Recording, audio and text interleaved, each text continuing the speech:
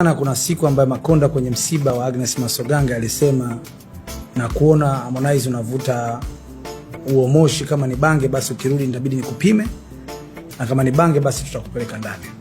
So Harmonize alirudi akaja nyumbani akasema, Tale anachonifanyia kunichafulia sio kitu cha kawaida, ananichafulia brand yangu. Kiufupi mimi nikamwambia sio Tale, nikamwambia mimi. But actually ukweli kabisa hamna mtu yote alomwambia Makonda kuhusu ile issue ilianza toka simu ambazo tunapigiwa na viongozi kuambiwa Wasafi nyie ni kioo cha jamii. Hiyo tabia Harmonize anatoa mimosha, anavuta bange na nini kwenye anaonyesha live na nini, sio tabia nzuri, umeelewa? So nadhani kile kitu tulikuwa tunamwambia na kila kitu akawa anazungumza.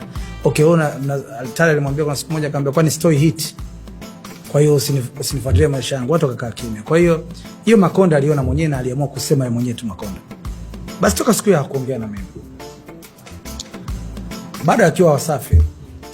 Kwa hiyo kabla ya kutoka Wasafi 1 year alikuwa anisalimia, na alipotoka alikuwa azidi anisalimia. Lakini mimi shughuli yangu ni kufanya kazi ambazo zinanihusu. So basically mimi ni mtu sio mnafiki. Hata wewe Salama, kama unisalimii tunapoonana kwenye kamera unataka kunisalimia, sikupi mkono, hilo lijue kabisa. Kwa yeye hakunisalimia siku zote, nakutana naye benki, nakutana naye airport, nakutana naye wapi kokote, toka nikwambia mwaka mmoja kabla hajatoka Wasafi na mpaka pale. So kuja mbele hapa, ukiangalia watu wote ambao kundi lake walikuja nao wote nimewasalimia.